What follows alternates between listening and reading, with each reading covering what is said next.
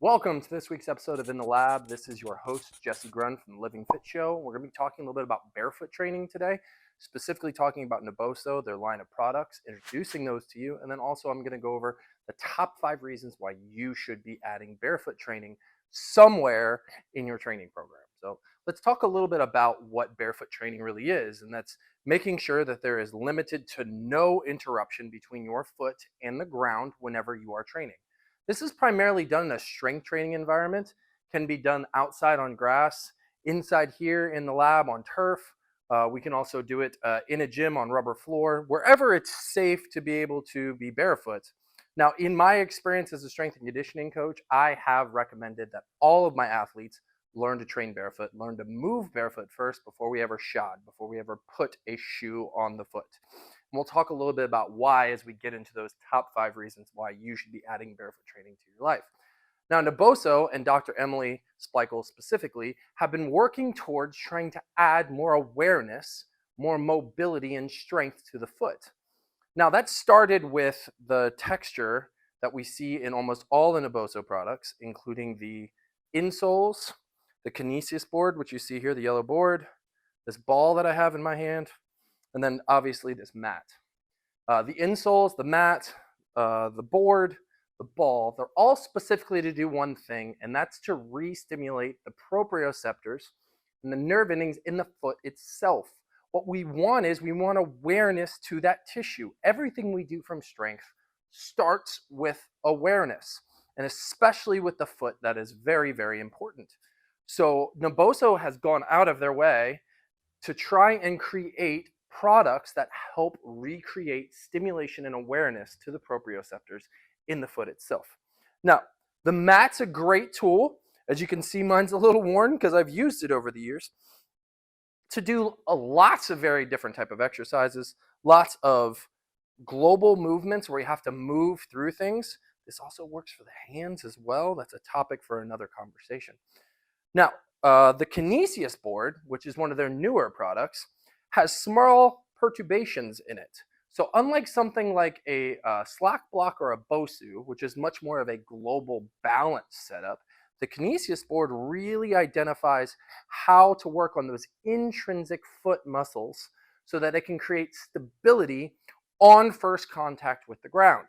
So standing on it then starts to create these small perturbations side to side that then the intrinsic muscles of the foot have to stabilize. And again, we've got that stimulation so we can start resetting how the ground feels underneath our foot. That's what grounding is all about. If you ever heard of the term grounding, walking around, trying to be in as many different types of environment as possible for the foot, for the bottom of the foot. It's a very sensitive area. When you look at all of the receptors in the body, we've got mouth, we've got nose, we've got hands, we've got feet. So it's such a huge, huge area that we tend to ignore. We throw it in a mitten for our entire life and then expect it to do what it's supposed to do. We are bipedal after all. Then we have the ball. Now the ball starts to work on some of the fascial elements of the foot, so we can use the ball to roll. They recommend at least a minute a day. And if you've watched the video of my interview with Dr. Splichal, we talk at length about how to integrate the ball. This ball is great for a couple of reasons. And this was a collaboration with RAD. They make awesome products. So the first thing that it does is obviously it can work as a ball to roll through all the fascia on the bottom of the foot. So we start to get some separation of that fascia. And then if you have some problem areas that you know are there, this ball actually comes apart. And so now instead of rolling, it can be stationary and I can really work specifically on those areas, try to provide some release in that fascia to be able to get it to move. These products are fantastic, but they just lead us to being able to build more of that awareness, stability to the foot. Now we have to actually move and use the foot in our training. Now, when we talk about moving and using the foot in our training, some things that we want to think about is that toe splay. So when you look down at your feet, are all your toes touching each other? Or do we have distinct space between the toes? That distinct space is important. Think of your feet like your hands. Imagine if you just walked around webbed all the time. How much would you be able to do with these?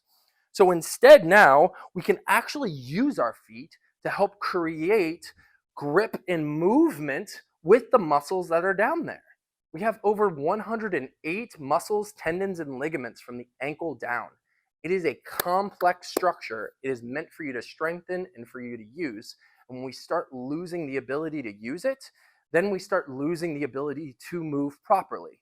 And that brings me to reason number one why you should be doing some barefoot training.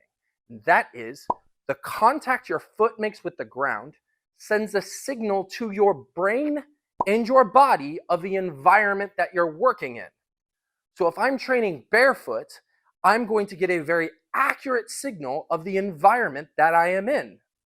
If I am training in a running shoe or a super cushioned shoe, the signal I'm going to get is going to be interrupted and artificial in comparison to training barefoot.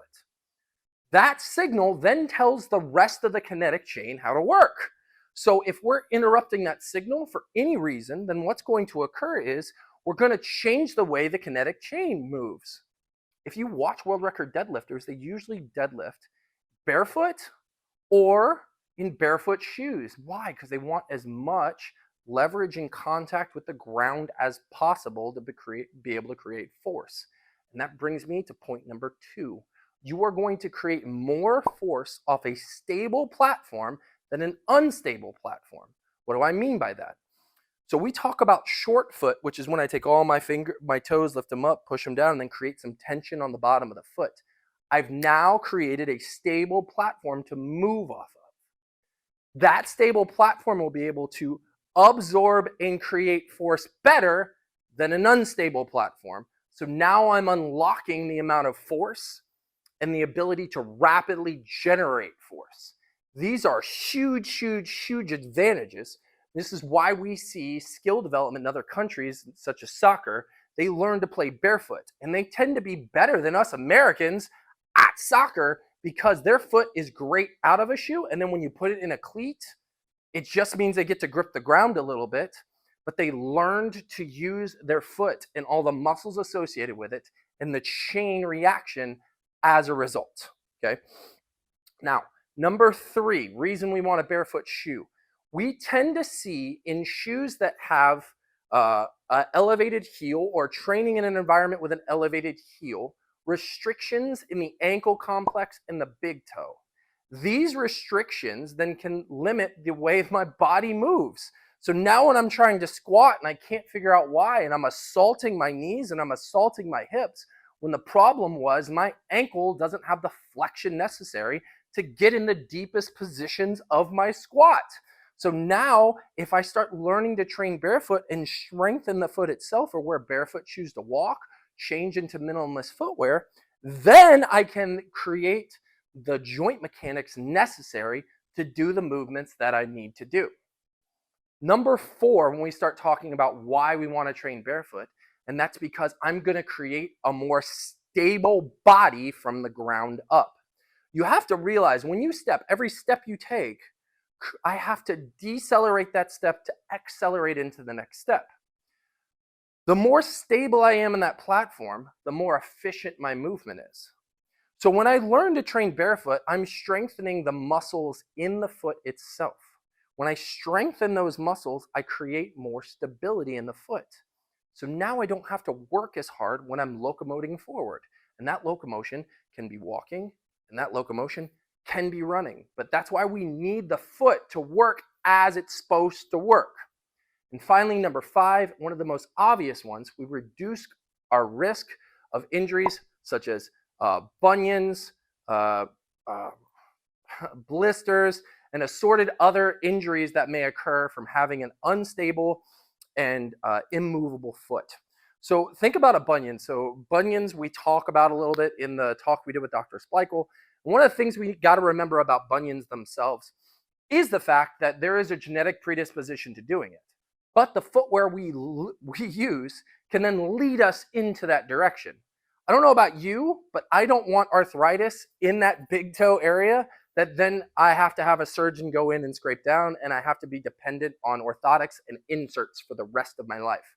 That's not how I want to live. I want to live dependent on this body of my own and not any extraneous inserts or technology to allow me to just do the basics of human movement every single day. The more flexibility we have in these toes, the more mobility we have in this foot, also means that we're less likely to have trips and falls associated with an unstable platform to move from. So overall, this gives me more resilience, specifically to localized injury, but also to resilience for the body itself, especially as we age. When we're learning to train barefoot or move barefoot, one of the things we have to consider is it's not going to happen overnight. These are muscles. We have to recondition them. We have to rework them again.